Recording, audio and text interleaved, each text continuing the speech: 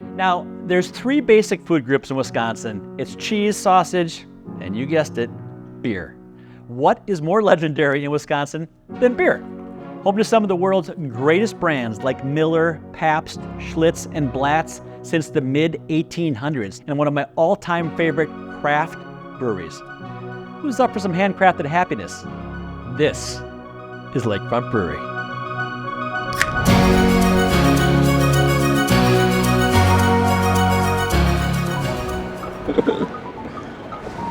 Was that awesome? That was awesome. That's how you come in hot right here. Hello? JD, my man, we are here for the iconic Lakefront Brewery tour, my buddy Toddy and I. Awesome, man. I'll come let you in. All right, buddy. See ya. Ready? All right. Okay.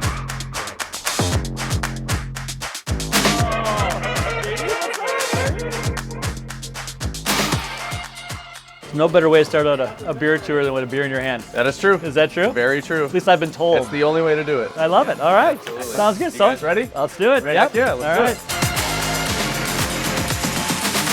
So tell us a little bit about what we're looking at here. This is awesome. So this is all of our brewing equipment right here. This is our brew deck on this side. Okay. So this is where we're brewing essentially the wort, the base of our beer. Yeah. Basically just sugar water. That transitions here and then we're game on? Yeah, once it's in here, 2 to 6 weeks, aging, creating our alcohol and our CO2.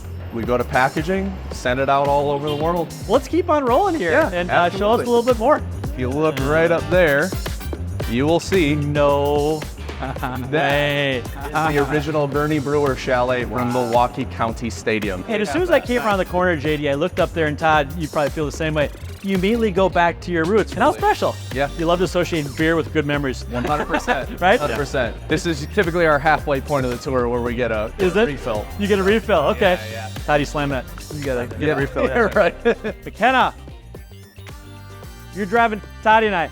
All right, so I have a feeling these are some of your favorites here mid-tour. We always like to start off with one of our My Turn series. We do this really cool thing here at the brewery where every full-time employee not only gets to make their own beer, they get to make whenever they want, but it's also named after them as well. What? So, That's what makes Lakefront Brewery, I think, so iconic, is because you're so tied in, right, to the community. I'm wondering how I get my name on a beer.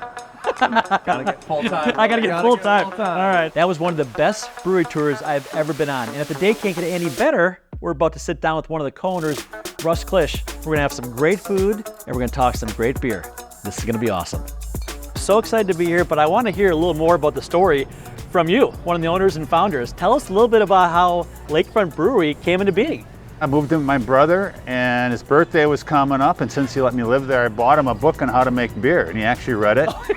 You actually read it, yeah. And then he made a batch of beer out of it, which looked terrible. And I drank it, but it wasn't the worst beer I ever had. It was okay. All right. It was okay. If he could do it that good, I could do better, and I started home brewing. No way. So would it be fair to say sibling rivalry is kind of what evolved Lakefront Brewery into being? Yeah, you could the say challenge so. of the beer making? You've got the beer store, you've got the family store, you've got the iconic Milwaukee store. Yeah. So I think the next best perfect thing would be sample some of your Lakefront Brewery favorites, right? Russ and I, catching flights, not feelings. So yeah, so you can try these different ones. You can see this little margarita flavor in here. We put some lime. Absolute margarita flavor. And for a gluten-free beer, not that it can't be tasty, but this has got incredible balance of flavor. A beer that tastes like a margarita.